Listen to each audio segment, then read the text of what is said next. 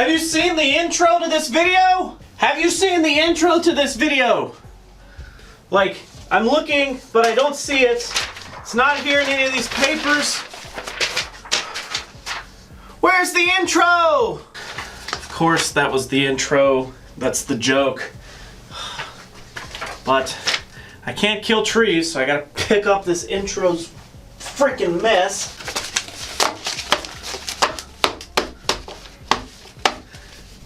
There we go. What is going on, guys? So today we are back with another video. Today we're actually going to be looking into a quite interesting Pokemon.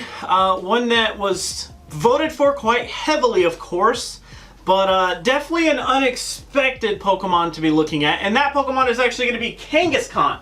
So Kangaskhan is a pure normal type Pokemon maxing out at 2586, which would be just perfect for the Ultra League. Then we do have a 0-1 attack, 14 defense, 15 stamina. At level 22 will actually hit that 1497, which is great. Then we do have a 26 in bulk and 20th in stat product. Of course, that comes from my spreadsheets and my numbers. And of course, all of this does derive from our base stats here with a 181 on attack, 165 defense, and 233 on the stamina.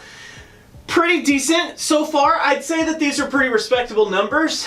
And of course, if we had these kind of numbers and we have some great moves, we possibly could have a hidden gem on our hands here. So let's actually take a look at our moves here. I do have this entire board filled out with our moves. That way it's a little bit easier for you guys to see, of course. So in our fast moves, we do have Mud Slap and Low Kick. Now, there's some interesting parts to both of these moves because based on what PvPoke says we should be using and the preferred moveset for the majority of the cup, Low Kick definitely seems to be preferred. But I have found better success with Mud Slap in terms of the actual simulations.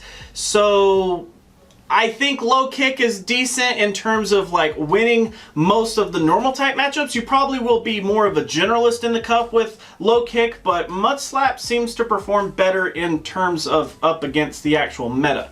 So really fast, let's go over these. So 2.67 energy on Mud Slap per turn. Then we do have a 3 on the damage for a 3.6.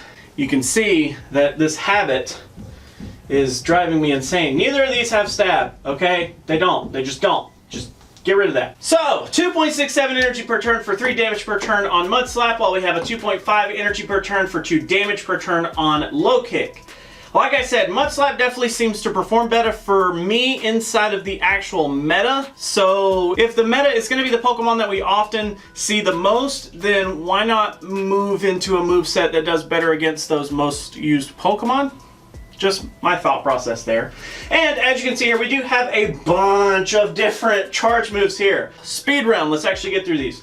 Brick Break for 35 energy, we get 40 damage at a 1.14. Earthquake is 65 energy for 120 damage at a 1.85. Stomp is our only stab candidate here. For 40 energy, we get 55 damage at a 1.38. 66 damage after stab and a 1.65. Damage per energy ratio after stab. Then we do have Crunch for 45 energy, we get 70 damage at a 1.56. Power Punch at 35 energy for 40 damage at a 1.14. And Outrage lastly for 60 energy, we get 110 damage at a 1.83. I feel like I should be an auctioneer. PvPoke actually tries to suggest that we use Stomp here.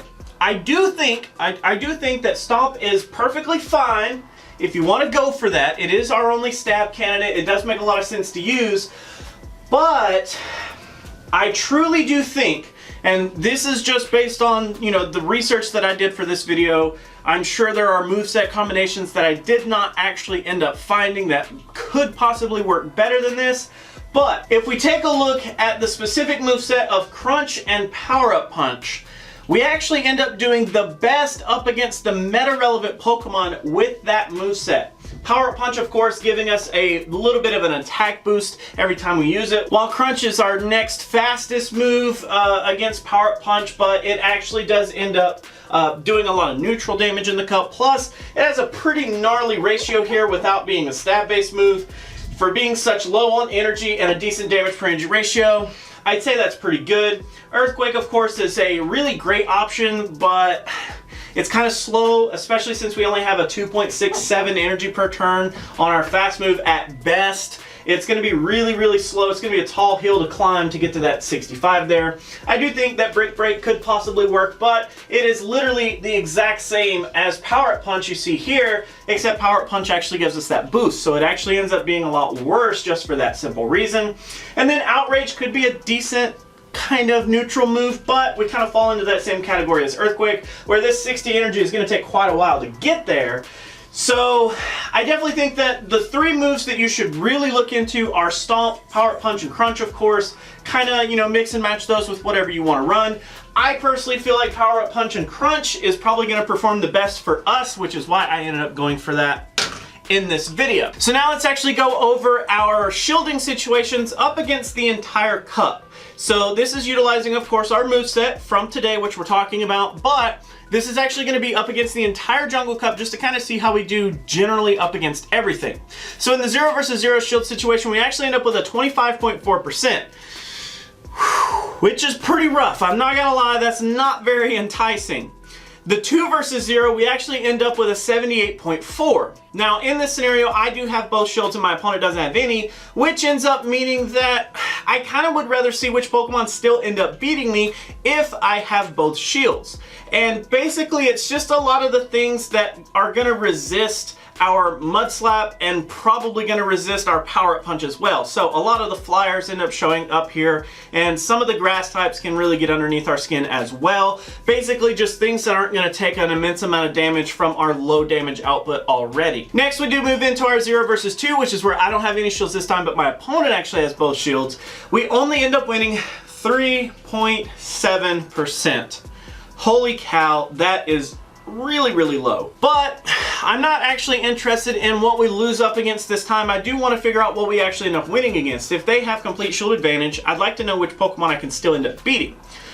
And surprisingly, all of the magnets show up here. Magnemite, Magneton, and Magnezone all show up here. Plus, we do have a Alolan Geodude and a Alolan Graveler. Woo. Alolan Golem doesn't fit the bill, but Alolan Graveler actually just make an appearance here, which is kind of interesting to think that Kangaskhan, such an off-meta Pokemon, could actually beat some of the really interesting Pokemon inside the meta with very limited shield usage. Very, very cool. And then our last shield scenario is the 2v2, which is where I have both shields, my opponent has both shields. We actually end up with a 41.0. I can't tell what I wrote there. I hope it'll be right on the board, okay? It's 41 something. But what that actually ends up telling us is that in the 2v2, we actually do a lot better than in the 0 versus 0, which should technically mean that statistically we will win more if we're opening with our Kangaskhan rather than closing. So now let's actually move on into a little bit deeper of the shield scenarios, and let's actually take a look at our coverage section. So for this coverage section, we're actually going to go into PvPoke here. You can see we do have Mud Slap, Crunch, and Power Up Punch, and we're going to basically set ourselves up with one shield for us. We're going to do a multi-battle up against the entire Jungle Cup and give them one shield as well for some evenness amongst both Pokemon. Once we do hit battle, you can see in the 1v1 we do end up with a 43.3% win ratio, which is actually even better than the 2 versus 2, which was our highest one in a realistic scenario. That's pretty interesting. So now the first typing that we're actually going to take a look into is our bug typing here, and as you can see, it doesn't look too good straight off the bat. So we do have a win up against Armaldo, Pineco, Scizor, Ariados, and Dustox, and then we do actually end up tying with the Anorith, and then from there it's just a bunch of losses. So Krinkatoon, Beautifly, Scyther, Yanmega, Fortress, Beedrill, all the way down to the bottom. You can see Masquerain, Butterfree, and Yanma probably going to give us the most problems out of all of those, which, I mean, Masquerain is definitely going to be one of the meta Pokemon that we're going to be looking at in just a little bit. Vespiquen also is a pretty meta Pokemon. Butterfree, Yanma's kind of an off-meta pick, but I definitely am excited once we get into that deep dive. Hopefully it gets voted for enough, but as you can see, the bug type isn't looking so hot here. So now actually getting into the electrics here, and this is kind of where we start to take a little bit of a turn. So with the electrics, we actually have plenty of wins here. So we do have some wins up against Magneton, Magnemite, Magnezone, like we mentioned earlier. Then we do have Ampharos, Manectric, all of the Golem, Graveler, Geodude family, all of that. Jolteon here, looking like a Lantern we beat, Raichu, Minun. I mean, there's a lot of notable wins here, all the way down to not a single loss. Holy cow, is that crazy? So we don't have a single loss up against any of the electric typings, even with Mud Slap. Notice, Mud Slap is the worst of the two when it comes to Mud Slap or Mud Shot. Next, we do have the grass typing here, and inside of the grass, we do have a few wins here. We do have Cacturn, Roserade, Celebi, Execute. We do have Oddish, and then we start to lose up against the Ivysaur, the Snover. Let's actually scroll down to some of the worst matchups that we have here. You can see Carnivine, Jumpluff, Sunflora, Executor, Parasect, Leafeon, Breloom, Nuzleaf, Venusaur, yeah. So it's probably not a good idea to take your Kangaskhan up against any of the grass types, but I mean, that's not really what we would kind of be focusing on anyway, is it? Last but not least here, looking into the normal typings, you can see we do have some interesting wins here. Slacking's probably going to end up on the losing side of most of these matchups. Then we do have Spinda, Eradicate, Blissey, Stantler. Nothing too interesting up here at the top. We do have the win up against Girafarig, which is interesting. We do have Dunsparce showing up there, Alolan Eradicate. Trying to see if there's anything super interesting. Not really though. Once we get into our losses, we'll start to see most of the Pokemon that end up resisting a ton of our damage, whether it's the flying types or what have it here. So you do see Vigoroth showing up there, Staraptor, Staravia, Fearow, Pidgeotto, Farfetch'd. Yeah, you can see all the way down that Noctowl and Swellow are going to be the two hardest matchups just in general up against the Cup. But let's actually take a look at how Kangaskhan does up against the entire Jungle Cup meta. But really fast, let's actually go over our shielding scenarios for Kangaskhan here. Up against the meta, I like to do the 1v1, the 1 versus 0, and the 0 versus 1.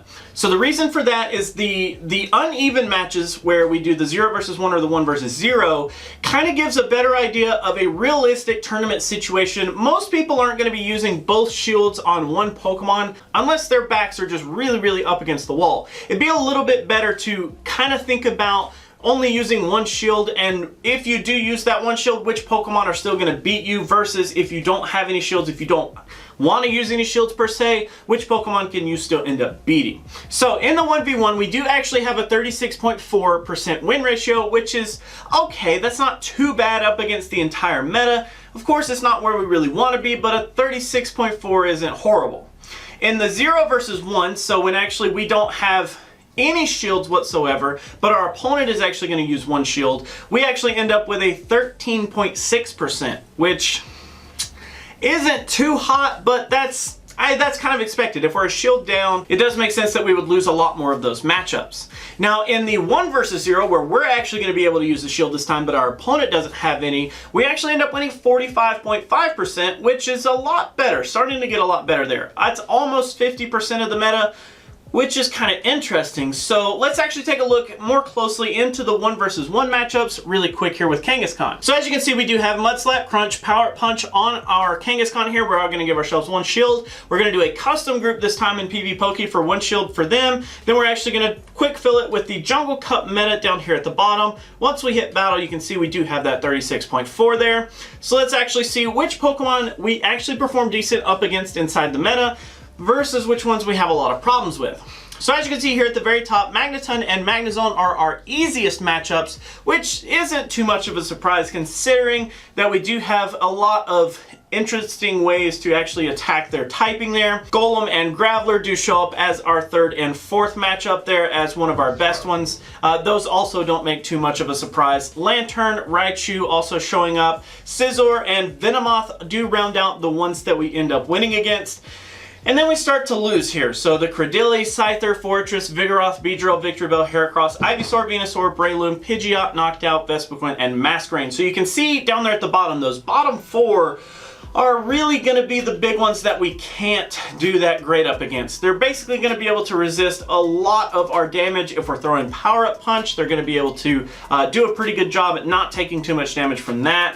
And we're just not going to have a lot to utilize other than Crunch, and Crunch isn't really going to be as good up against those as our other toolkit could possibly let on. Up against the meta, it's not looking too great. I mean, I would say that before doing this deep dive, I was completely skeptical, saying I don't think Kangaskhan is going to be anything to jump at. But honestly, like, if you wanted to go with something just obscure off meta, if you have some of these legacy moves that are up here, like man, it could actually work out as a just direct counter to the electric typing. As you can see there, the electric types are going to have a really hard time. Those are the only ones that we truly do really good up against. The Magneton, Magnezone, Graveler, Golem, Lantern, and Raichu are some of our best matchups with Kangaskhan, which is so interesting. If your team had a Void and it needed to attack the electric typing, I would actually say Kangaskhan could work, which is weird. It's so weird to think about, but very possible. Do I think you should go and hunt down Kangaskhan? No, not by a long shot. I don't think that you should try and, talk people into trading you one if you're not in that region. But I mean, if you already have one and it's under 1500 and it already has an ideal PvP IV spread, like, you could make that work. Why not? So that is actually going to be it for today, guys. Thanks so much for hanging out. Thanks so much for watching.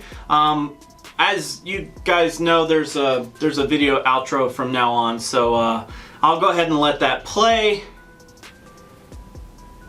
See you next time. Well, you've made it to the end of the video. Thank you guys so much for hanging out. Thank you so much for watching. Of course, if you do have any ideas for content, please drop them down in the comments below. I'll be happy to look at those for you guys. Of course, if you want to join my personal Discord, get to talking to some people that have a similar outlook as myself, definitely go down into the description, join that Discord there. If you want to become a Patreon, there is a link down in the description for that as well. My outlook on Patreon is I don't want to put anything behind a paywall. This is what I do. You guys get every bit of what I make, and I don't want to limit that to someone else just because they can't pay for something. I didn't think that was fair. If you want to be a Patreon, just know that you're literally doing it from the kindness of your heart, wanting to support me, and I appreciate that. You don't even understand how much. There are a couple of other options if you would like to join the community here on YouTube. It's very similar to a Twitch-like subscription where it's a dollar amount per month depending on where you live, and then that monthly fee basically gets funneled to me every month, and you do get a couple of special perks here on YouTube, like some badges and some emojis or whatever. Honestly, I think those are only for live streaming, so that may not be the way that most people want to go, but that's an option if you want to. Other than that, if you'd like to follow me on Twitter, that link is actually going to be down in the description as well. And until our next video, guys, that should be it. Thank you so much for watching and hanging out.